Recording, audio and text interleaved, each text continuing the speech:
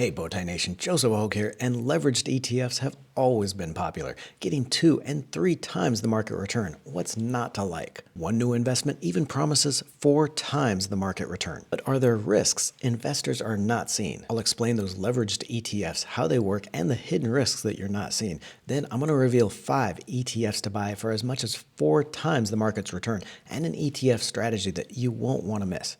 If you're new here, don't forget to join the community by tapping that subscribe button so you don't miss a single episode. First though, if you want to see the 5 stocks I'm buying for the next 30 years, my forever stocks, look for the link I'll leave in the description below. It's a free report I put together with the Motley Fool, some of the biggest stocks in my portfolio. That report is totally free. You'll see the first stock immediately, and they'll email you the full report with the other stocks. It's an easy and free way to support the Let's Talk Money community and see some of my favorite stocks to buy, so look for that link below. Back to that main topic though, because these leveraged ETFs can be really exciting because through the use of options, futures, and other investments, the funds target a higher return than you could get just investing in the index. For example, semiconductor stocks like Nvidia have jumped this year, and an easy, diversified way to get all the companies in that group would be something like the VanEck Semiconductor ETF, ticker SMH, up 51% this year. But with leveraged ETFs, you get multiples on that amount, like with the Semiconductor Bull 3X ETF, ticker SOXL, up 107% this year. Beyond that basic idea, there is an important difference here in the 2 types of leveraged investments you're going to hear about: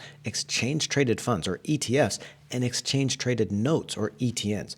They might seem like they're the same type of investment, and there are some similarities, but there are differences you need to know about. Most of these leveraged funds are set up as ETFs, so they're going to hold the actual stocks in the group. So the stocks in that semiconductor index like Nvidia, Intel for the SOXL fund, along with options, futures, and margin here to get that 3x leveraged upside. Exchange-traded notes, though, or ETNs, those are unsecured debt securities, basically just a bond issued by a sponsor, like this JP Morgan Alerian MLP ETN, that's ticker AMJ. Those ETNs just promise a certain return, usually linked to a group of stocks, and the sponsor invests in credit instruments or options and futures really to reach that target, but usually doesn't hold any of the stocks. And it might not seem like it matters, but these ETNs then have credit risk that ETFs don't. When you invest in the Alerian ETN, you're taking JP Morgan at its word that it's going to pay out that target return. On the other hand, ETFs, they hold the actual stocks in that index, so your money is backed by those actual physical holdings. Now, ETNs do serve a purpose though. They were originally created for investments that are harder to access, like commodities, currencies, futures.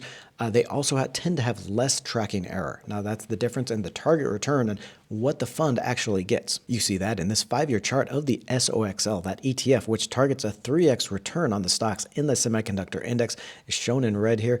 At times, the SOXL has gotten even more than that 3x return, but at other times, much worse. And you can see it's only done about 1.4 times over the whole period. Since ETNs, though, are a promised return by the sponsor, they usually have less of this difference between the target and the actual returns they pay out. Now, I'll reveal those 5 leveraged ETFs to buy next, but pros of these investments are that it's a simple way to get multiple returns without using margin or derivatives yourself. You can invest in one fund or one ETN rather than having to replicate the strategy.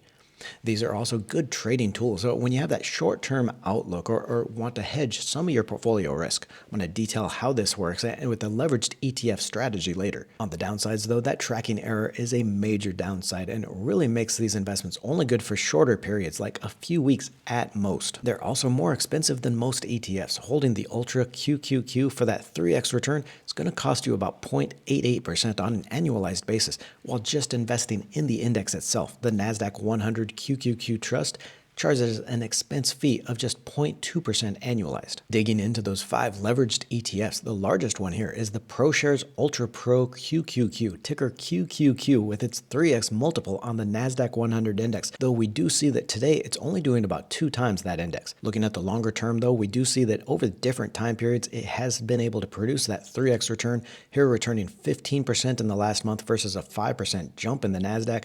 Even as far out as 1 year, up 95% versus 35% on the index, so almost that 3x return. And here we see just a perfect example of how these leveraged ETFs work here with the holdings shown on the fund's website. We'll see that it does own shares of the stocks in the NASDAQ 100, but the majority of the fund, 258% of assets, is in these index swaps and almost 6% in index options.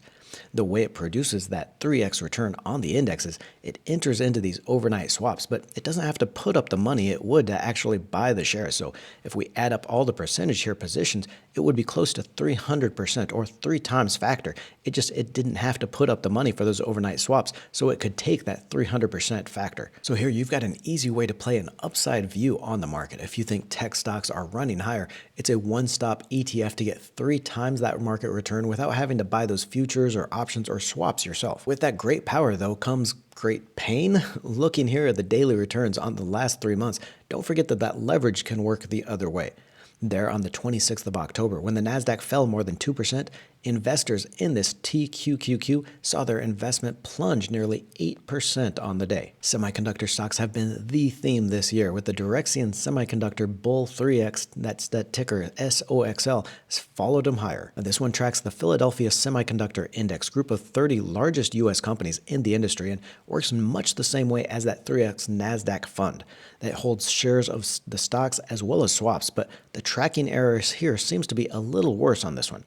Here it's done that 3x return over the last month, but is much worse than the 3x loss when the index falls, and only did 1x over the last 6 months, though the 1 year is a 2x return. So just understand, as I said, the tracking error gets much larger, usually over longer periods. They usually can manipulate that 3x or that stated target return over a 1 day or even a 1 week or 1 month period, but it widens over that longer term. So these are really only tools for that short-term view. Now, if you want to play the broader stock market index, so the S&P 500, rather than the tech-heavy Nasdaq here, you can use the ProShares S&P 500 ETF, the SSO, which targets a 2x return on the index, but again, notice that expense ratio of 0.91%. That's well above what you'd pay for a regular ETF like the S&P 500 Trust, the SPY, that only gets a 1x return here, but with a 0.09% fee. So these ETFs were designed for short-term trading because with that tracking error, the fact that the promised returns don't work out over those longer periods due to the trading costs and the fees. So the best way to use these isn't that buy and hold strategy. Leveraged ETFs are best for the shorter term trades like swing trading for a couple of weeks. For example, if you think market forces have just swung too far one way and are going to snap back,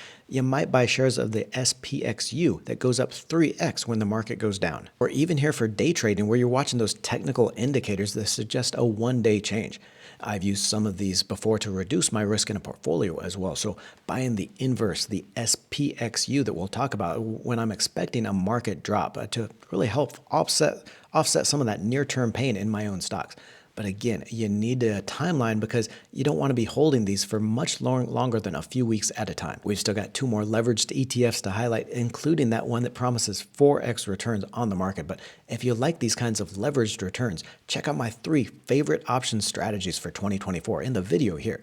From reducing risk to leveraging your returns higher, these are the strategies you want to see. Up to now, the leveraged ETFs have been for that upside market return, but you can also use the ProShares Short QQQ, the SQQQ, to benefit when the market falls. Now, this is called an inverse ETF because the goal is to rise when the QQQ index falls, when that NASDAQ 100 list of stocks comes down, and for that 3x, that inverse return. And you can see it holds mostly riskless treasury bills, earning a yield return, but then those swaps that gives it the reverse return on the NASDAQ index. We can see the strategy worked really well in that September through October pullback when stocks in the NASDAQ fell 2% over the period. The short QQQ ETF was up almost 8%. On the S&P 500 side here, you can use the ProShares Short S&P ETF, that SPXU that I talked about, which while writing this out, the market went negative, and you can see here the shares reversed higher for that 3x leveraged return. But now the big new dog, the Max SPX 500 4X ETN,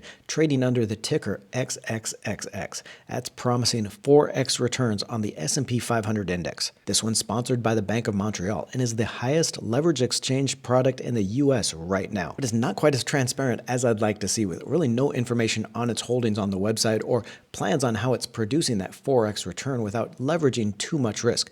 I assume it's probably working a lot like these other leveraged ETFs, especially the inverse ones, where it basically just holds treasuries and then has reverse swaps there, where it swaps out the return on the S&P 500 at a 4x leverage. I did find one note in its registration statement that you need to see here on fees, charging 0.95% annualized management fee plus a daily finance charge that can be as high as 4% annualized and a redemption fee of 0.125%.